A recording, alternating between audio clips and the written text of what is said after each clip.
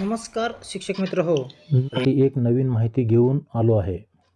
दिनांक 12 डिसेंबर 2025च्या पत्राच्या अनुषंगाने आपण जर शाळेचे मुख्याध्यापक असाल तर आपणास सन 2025-26 युडायस प्लस प्रणालीमध्ये शाळेच्या ठिकाणाची माहिती मोबाईल ॲपद्वारे नोंदविण्याबाबत कळविले आहे.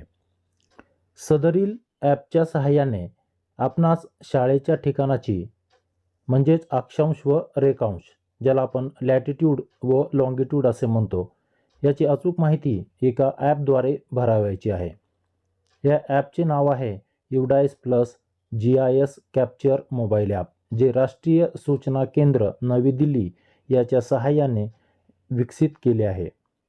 हे ॲप आपणास गुगल प्ले स्टोअर किंवा ॲपल स्टोअरवरती उपलब्ध असणार आहे. मग चला तर पाहूया की हे ॲप कसे इन्स्टॉल करावे व माहिती कशी भरावी. तर सर्वप्रथम तुम्ही तुमच्या प्ले स्टोअरवरती युडायस प्लस GIS कॅप्चर हे टाईप करायचं आहे. आता माझ्या मोबाईलमध्ये ऑलरेडी इन्स्टॉल केलेलं असल्यामुळे ते इन्स्टॉल असं दाखवत आहे. तुम्ही इन्स्टॉल केल्यानंतर त्याला ओपन करायचं आहे. ओपन केल्यानंतर युजर नेम हा तुमचा शाळेचा युडायस कोड असेल आणि युडायसला तुम्ही जो पासवर्ड टाकता वेबसाईटला तोच पासवर्ड या ठिकाणी टाकायचा आहे आणि लॉग इन म्हणायचं आहे. लॉग इन केल्यानंतर तुम्हाला तुमच्या शाळेची माहिती अशा पद्धतीनं दिसेल. तर सर्वप्रथम आपली माहिती चेक करायची आहे की आपल्या शाळेची माहिती आहे का, आणि त्यानंतर या ठिकाणी कॅप्चर पेंडिंगच्या खाली गाईडलाईन्स फॉर कॅप्चर याला क्लिक केल्यानंतर तुम्हाला काही माहिती दिसेल. ती माहिती काळजीपूर्वक वाचायची आहे आणि त्या पद्धतीनं या ॲपवरती माहिती फिलअप करायची आहे.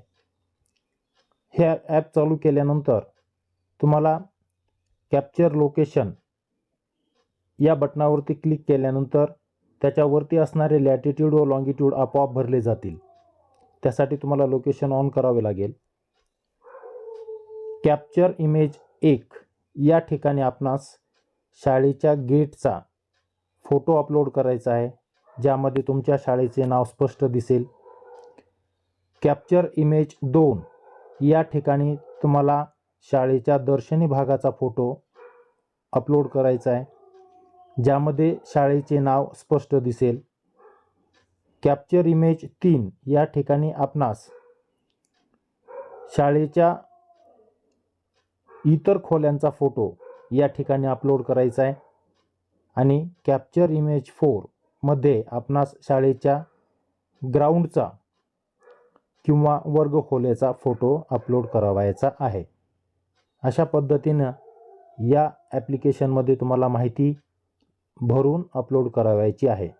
व्हिडिओ पाहिल्याबद्दल सर्वांचे मनपूर्वक आभार. धन्यवाद.